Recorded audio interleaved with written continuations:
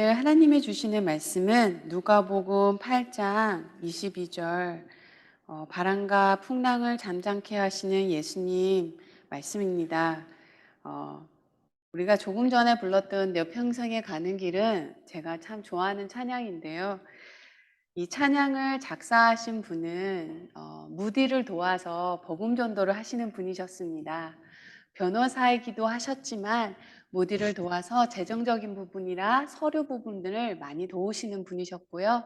복음 전도에 나가서 함께 복음을 전도하시는 분인데 많이 힘든 시간이 있었나 봐요. 그때 전 재산을 다 잃어버렸다고 합니다. 제법 잘 사시는 분이셨어요. 아내가 너무 우울증이 심하고 아이들도 힘들어해서 영국에 가서 조금 쉬다 오면 안 되겠니? 왜냐면 영국에서 오신 분이셨거든요. 그래서 아이들과 아내를 배에 태우고 영국으로 먼저 보냅니다. 원래는 같이 가기로 되어 있었는데요. 일이 마무리 져야 되는 일이 있어서 이분만 남았다고 합니다. 근데 그 배가 침몰하였어요. 거기서 그 침몰해서 4명인가 5명인가 하는 아이들이, 자녀들이 바다 한가운데서 다 그 사람이 찬송을 죽었죠. 지금 아내한테서 전보가 왔습니다. 딱 2글자였대요. Saved alone. 혼자 살아남았습니다. 그래서 부랴부랴 그 다음 배를 타고 아내한테 가는데요. 선장이 부르더니 이곳이 당신의 자녀가 죽은 곳입니다 하고 알려주셨대요. 그래서 그곳에서 무릎을 꿇고 기도를 하는데 그때 바로 적은 가사가 바로 이 내 평생에 가는 길이라고 합니다. 풍랑 얘기가 나왔으니까 제가 말씀드리는 거예요. 누가복음 8장 22절 말씀입니다. 우리 하나님의 말씀을 경외하는 마음으로 함께 일어서서 제가 봉독하겠습니다.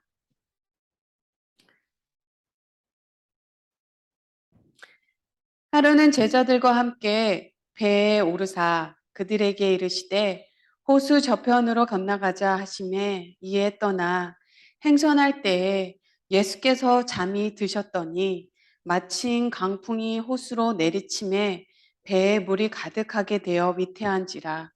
제자들이 나와 깨워 이르되 주여 주여 우리가 죽겠나이다 한데 예수께서 잠을 깨사 바람과 물결을 꾸짖으시니 이에 그쳐 잔잔하여지더라.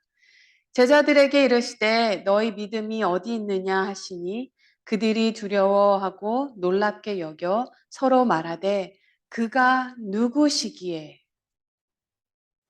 바람과 물을 명하며 순종하는가 하더라. 푸른 마르고 꽃은 시드나 하나님의 말씀은 영원히 서리라. 자리에 앉으셔서 우리 기도하겠습니다.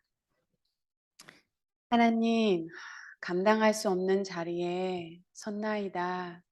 주님, 은혜를 내려 주옵소서. 아버지, 전지전능하시고 세상을 창조하신 하나님, 그러나 가장 연약한 모습, 어린아기의 모습으로, 가장 연약한 모습으로 이 땅에 오신 하나님, 오직 우리를 사랑하기 때문에 그 마음에 우리의 눈이 활짝 열어지게 하여 주옵소서. 우리 심령에 은혜를 부어주사 하나님의 지혜를 이해하게 하시고 그 지혜의 길을 걷겠다고 결단하게 하옵소서. 가장 강하시나 가장 약한 모습으로 이 땅에서 우리와 함께 계셨던 예수님의 이름으로 기도합니다. 아멘. 제 영어 발음으로 할게요. 키어크가드, 소렌 키어크가드라는 신학자이자 철학자이자 하신 분이 계셨습니다. 그가 들려주신 설교 시간에 들려주신 우화가 하나 있어요. 우화가 떠오르더라고요. 설교를 하시는데 그분이요, 교인들을 집 거위에 비유합니다. 그러니까 집에서 키우는 거위인 거죠. 거위들은 매우 뒤뚱거리며 교회에 들어와 설교를 듣는다고 합니다. 매주 와서 설교를 듣습니다. 설교자는 날아오름의 경이로움에 대해 설교를 합니다. 우리는 더 이상 뒤뚱거리며 걸어다니지 않아도 됩니다. 이 장소에만 머물러 있지 않아도 됩니다. 우리는 저 창공으로 날 수가 있습니다. 더 먼 땅, 더 축복의 땅으로 우리는 날 수 있습니다. 우리는 정말 날 수 있습니다. 거위들은 아멘 하였다고 합니다. 나가면서 설교가 참 좋았다고 코멘트도 있지 않았대요. 그러나 그들 가운데 그 어느 누구도 날아볼 생각을 하지 않았습니다. 사실 거의 날 수 있는 거 아시죠? 거의는요, 30 mile per hour 날 수 있다고 합니다. 몸짓이 크기 때문에 다른 새들보다 더 힘차게 열심히 날개짓을 한다고 해요. 그런데 집에서 키우는 거위는 날 수가 없는 거죠. 예수를 믿는다는 것은요, 닭을 보고 믿기만 하면, 예수를 믿기만 하면 모든 것이 괜찮을 거라고, 모든 것이 잘 될 거라고 하지는 않습니다. 믿음이 있다는 것은요, 믿음이 있다고 해서 닭이 날 수는 없습니다. 유전적으로 불가능해요. 그러나 평생 자신을 닭이라고 믿고 살아온 독수리라면 이야기가 다른 거죠. 참 그런 것 같아요. 우리가 하나님을 믿는다고 하지만 대충 건성으로 믿으면서 복은 또 다 받으려고 하는지 몰라요. 오늘은 바로 이 믿음에 관한 말씀입니다. 누가복음 8장인데요.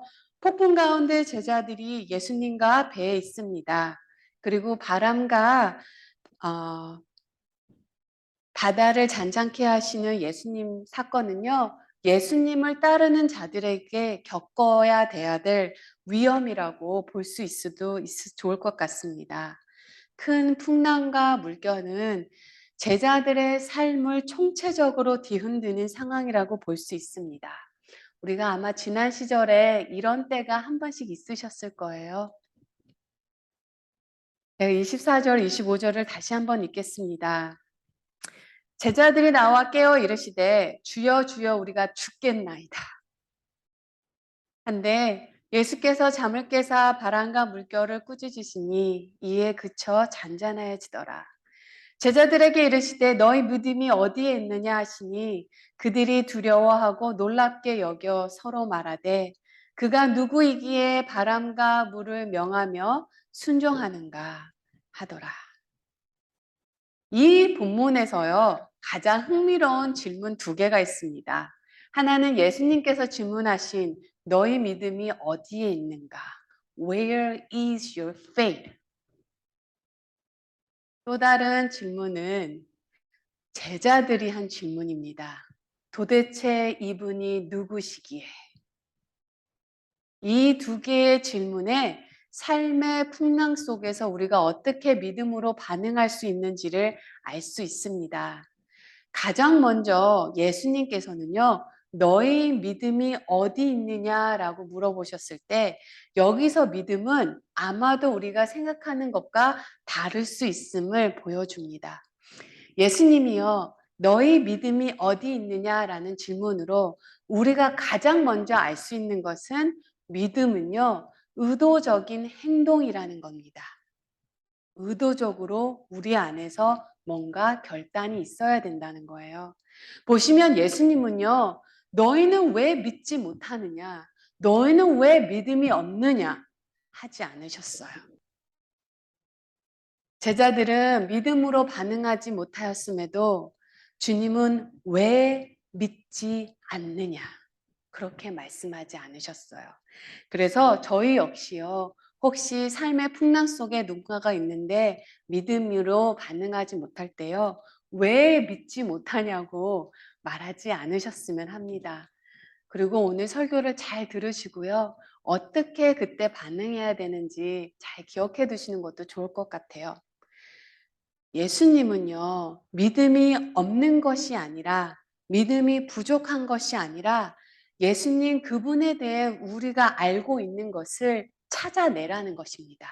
끄집어내라는 거예요. 이것이 바로 주님을 바라보는 것입니다. 히브리서 저자가요, 12장 2절에 이런 말씀을 했습니다. 믿음의 주여 또 온전하게 하시는 이인 예수를 바라보자. 영어 성경은요, 예수님을 Jesus, the champion who initiate이란 말은 시작을 하는 거거든요. And perfects our faith. 즉 믿음의 시작 되시는 예수님이 우리의 믿음도 온전케 하신다는 것입니다. 그래서 주님을 바라봐야 된다는 거예요. 그렇다면 주님을 바라본다는 것은 무엇입니까? 제가 성도님들에게 물어보겠습니다. 예수 그리스도가 갓난아기의 모습으로 이 땅에 오신 하나님이심을 믿으십니까? 아멘이 없네요. 그분이 우리의 죄를 대속하기 위해 십자가에서 죽으심을 믿으십니까? 죽은 자 가운데서 다시 살아나셨음을 믿으십니까? 그리고 부활하사 하늘에 오르사 하나님 우편에 앉아 계심으로 있는 것을 믿으십니까? 삼위일체의 세컨드 퍼슨이 되시는 예수님은요, 하나님과 사람 사이에 항상 중개자였어요. 많은 사람들이요, 하나님과 예수님과 인간의 관계를요, 하나님은 죄인인 사람에게 분노를, 심판을 쏘아 부으시려고 하시고, 사람은 그 앞에서 벌벌 떨면서 예수님은 그 중간에 껴서 하나님 저들을 용서하소서, 제가 저들을 위해서 죽었나이다. 꼭 화가 많이 난 아버지를 말리는 엄마의 모습같이 그런 식으로 우리가 좀 많이 생각을 하는 경향이 있어요. 그런데요, 성경은요, 하나님은 아들을 통해 세상을 창조하셨고, 아들을 위해 세상을 창조하셨고, 아들을 통해 자신을 드러내셨어요. 아들을 통해 세상을 서스테인 하시고요. 아들을 통해 세상을 구속하셨고요. 아들을 통해 세상을 심판하신다고 하셨습니다. 우리가 요한복음 3장 16절 말씀 너무나 잘 알죠? 하나님이 세상을 이처럼 사랑하사 독생자를 주셨으니 이는 그를 믿는 자마다 멸망하지 않고 영생을 얻게 하려 하심이라. 하나님이 그 아들을 세상에 보내신 것은 세상을 심판하려 하심이라, 심판하려 하심이 아니라 세상을 구원받게 하려 하심이라. 타락 이전에 하나님은 그분의 구속 사역을 이미 아셨습니다. 제가 들어와 타락하였을 때 공의의 하나님은 반드시 해야 할 일이 있으셨어요. 하나님은 단순히 죄를 용서하실 수 없으셨습니다. 정의는 반드시 이루어져야 했고요. 그것이 십자가에서 일어난 거죠. 하나님은 이 땅의 기초가 놓이기 전부터 사람의 타락을 이미 아셨습니다. 그러나 죄인이 거룩하신 하나님 앞에 화목하게 될 수 있음을 또한 미리 아셨어요.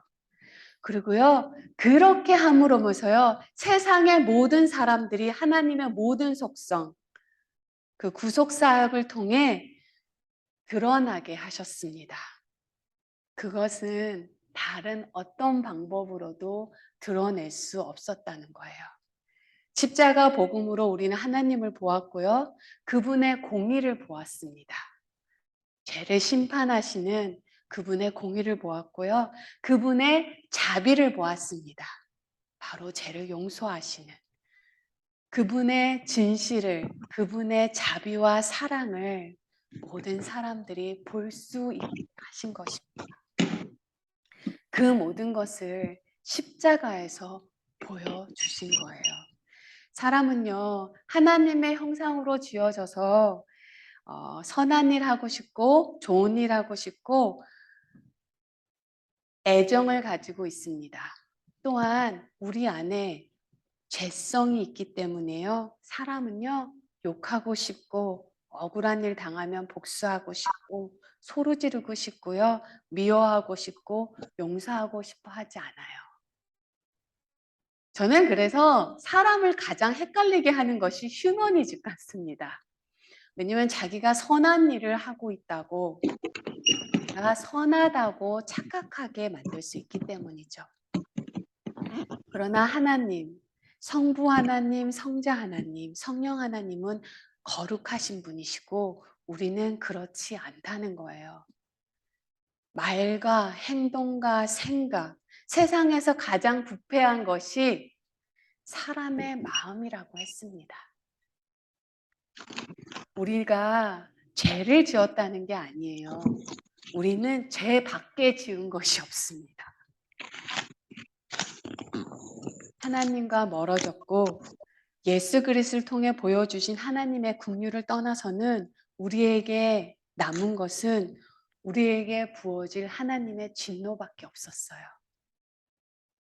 그런 우리가 하나님과 화목할 수 있었던 것은 창세기 말씀처럼요, 온 땅의 심판자가 공의를 행하지 아니하겠느냐. 죄를 보고도 죄를 못 본 척 하시겠구나. 정말로 이 부패한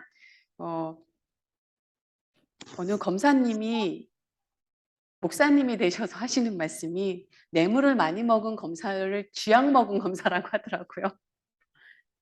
부패한 판사처럼 죄가 아니라고 하나님께서 말씀하실 수 있겠냐입니다. 하나님은 우리의 죄를 정죄하셨습니다. 하나님은 사람이 되어 우리가 결코 살 수 없는 완전한 삶을 사셨고 십자가에 달려 죽으심으로 우리를 대신하여 죽으시고 죄의 대가를 치르셨어요. 우리 위에 부어져야만 했던 하나님의 모든 진노의 잔이 예수님 위에 부어졌습니다. 그리고 예수님은요, 그 하나님의 분노의 하심을 다 마시셨어요. 십자가에서. 그래서 예수님께서 다 이루셨다라고 말씀하신 것입니다. 그런데요, 거기서 끝나는 것이 아니에요. 복음은 거기에서 끝나지 않습니다. 또한 예수 그리스도는요, 우리를 대신하여 십자가 죽으심을 마치시고 부활하시고 승천하사 무슨 얘기인지는 잘 모르겠지만 하나님의 오른편에 앉아 계십니다. 그리고 무엇을 하고 계신 줄 아십니까? 지금 이 순간에도 우리를 변호하고 계세요. 변호사가 되신다는 것입니다. 예수님은요, 우리의 필요에 대한 완전한 지식을 갖고 있습니까? 아멘 하십니까? 우리가 무엇이 필요한지, 무엇을 겪을 것인지 완전한 지식으로 알고 계세요. 또한 그분은요, 우리 모두의 필요와 겪어야 할 모든 시련에 대해 우리를 위한 완전한 은혜의 공급을 위해 끊임없이 아버지께 지금도 간구하고 계십니다. 십니까?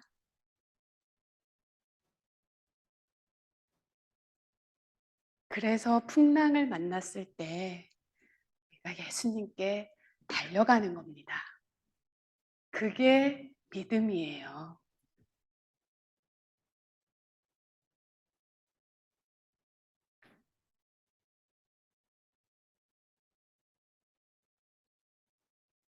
많은 사람들이요, 믿음이 마치 우리 안에 있어서 날씨가 추워지고 온도계가 내려가면 히터가 자동으로 켜지듯이 우리 안에 믿음이 그런 존재라고 생각을 해요. 시련이 다가오면 우리 안에 있던, 내 안에 속해 있던 믿음이 마치 히터가 바로 켜지듯이 자동으로 켜지는. 그리고 만일 풍랑이 다가왔는데 믿음으로 반응하지 않으면 내 안에 믿음이 없구나. 나는 믿음이 부족해. 라고 생각을 한다는 거예요. 그래서 우리가 가끔 나는 저 집사님 같은 믿음을 좀 가졌으면 좋겠어. 나는 믿음이 없어. 이런 말을 하는데요. 아니라는 거예요.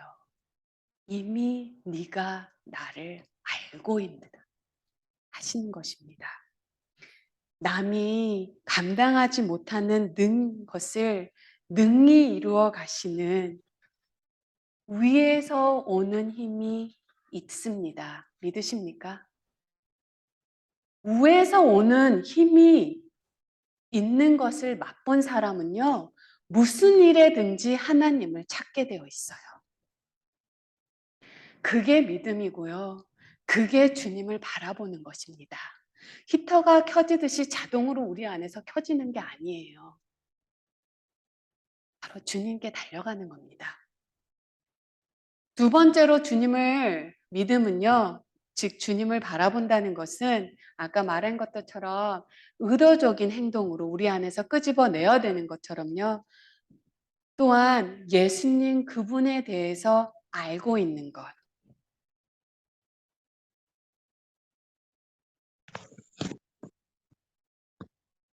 것입니다.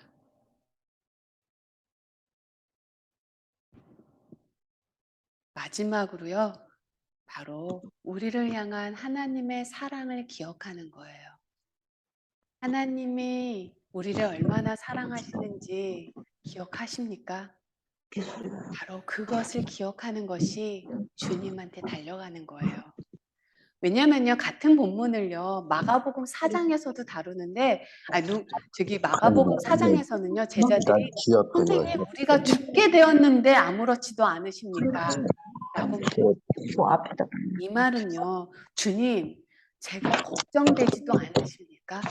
주님, 나 사랑하지 않으십니까? 주님, 왜 나 이렇게 내버려 두십니까?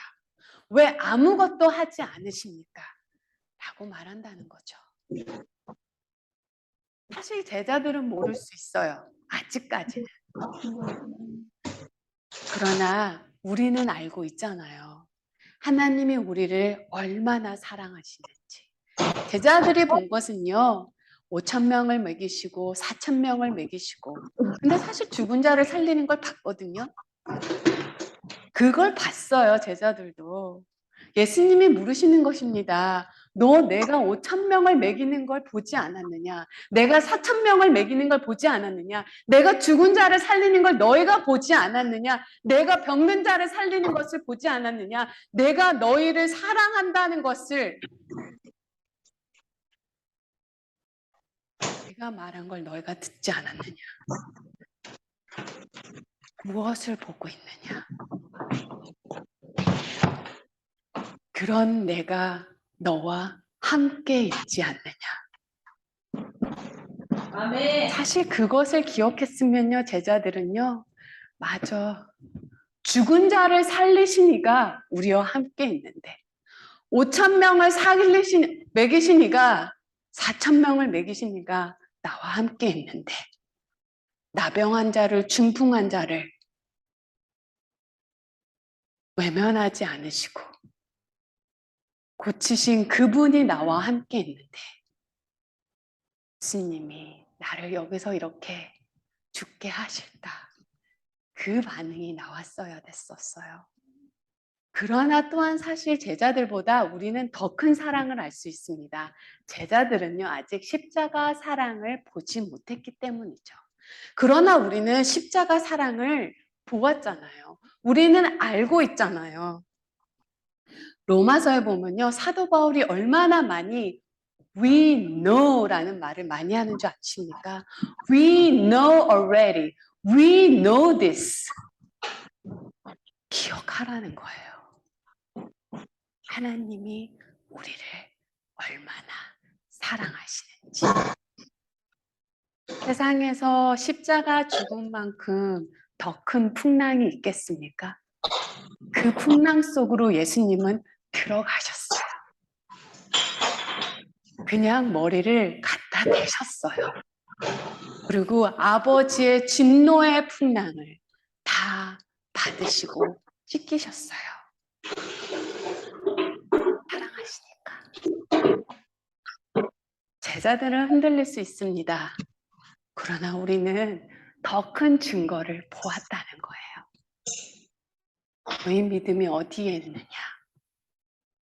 그러기에 저희는요, 하나님, 힘들어요 라는 말은 해도, 하나님, 왜 나를 사랑하지 않으십니까? 왜 나를 이렇게 버려두십니까? 말할 수 없는 거예요. 유명한 신학자 칼바르트 교수가 어느 날 시카고에 있는 대학에 방문해서 젊은이들에게 신학 특강을 하게 되었습니다. 강의가 끝나자 Q&A 시간이 있었어요. 근데 항상 Q&A 시간 되면 젊은 학생 하나가 끊임없이 질문을 하는 사람들이 꼭 있죠. 집요하게 질문을 던졌습니다. 그리고 맨 마지막에 이 질문을 했어요. 교수님의 해박한 지식에 전 늘 놀랍니다. 근데 교수님, 한평생 성경을 공부하고, 한평생 가르치고, 연구하면서 가장 중요한 진리가 있다면 그것이 무엇입니까? 한 문장으로 말씀해 주시겠습니까? 그러자 이 칼바르트 교수님께서 그 청년을 바라보면서 이렇게 말씀하셨대요. Yes, Jesus loves me. This I know. For the Bible tells me so. 예수님께서 나를 사랑하신다는 것을 성경은 우리에게 말하고 있습니다. 사랑하는 성도 여러분, 이것이 핵심이고요. 이것이 신앙의 중심입니다. 그분이 나를 사랑하신다는 그것이 바로 마스터키고요. 생명선이고요. 모든 것을 이기게 하는 힘입니다. 제가 설교를 새 이야기로 시작했으니까 새 이야기로 설교를 마치겠습니다. 프랑스 시인 길라옹 아폴리에네라는 시인이 있어요. 그 시인의 시 중에 이런 시가 있습니다. 벼랑 끝으로 오세요. 할 수 없어요. 떨어질 거예요. 벼랑 끝으로 오세요. 할 수 없어요. 무서워요. 벼랑 끝으로 오세요. 그들은 왔고 그는 밀었고 그들은 날았다. 모든 것이 끝나버린 줄 알았는데 아니었다는 거죠. 오히려 그것이 새로운 삶의 시작이 되었다는 것입니다. 사실 새들은 그 벼랑 끝에 미뤄지기 전까지는요, 한 번도 자신이 날 수 있었다는 것을 상상도 해보지 못했을 거예요. 그들에게 날개가 있다는 것을 발견한 것은 바로 벼랑 아래로 떨어질 때였다는 것입니다. 우리가 생각하고 있는 그 끝은 어쩌면 끝이 아닐 수도 있습니다. 지난날에요, 우리가 참 힘들었었던 때가 있었죠. 죽을 것 같은. 이제 다 끝났다. 그런데요, 지금 돌이켜보면요, 그렇다고 해서 우리가 아주 잘못되었나요? 아니더라고요. 하나님은 그때 함께 계셨고 반드시 하나님의 은혜가 그때에도 있었습니다. 사랑하는 성도 여러분, 마음이요, 어떤 상황에도 내 기준으로 이랬다 저랬다 하는 것이 아니라 사람의 말에 기울이거나 감정에 왔다 갔다 하지 마세요. 내가 믿고 있는 예수님, 그분이 누구신지를, 그분이 나를 얼마나 사랑하시는지, 그리고 그분이 지금 무엇을 하고 계시는지를 기억하셔야 됩니다. 우리는요, 영에 속한 자들입니다. 우리는 신령한 하나님을 믿는 사람들입니다. 그리고 무엇보다요, 우리는 택하심을 받아 부르심을 받은 사람입니다.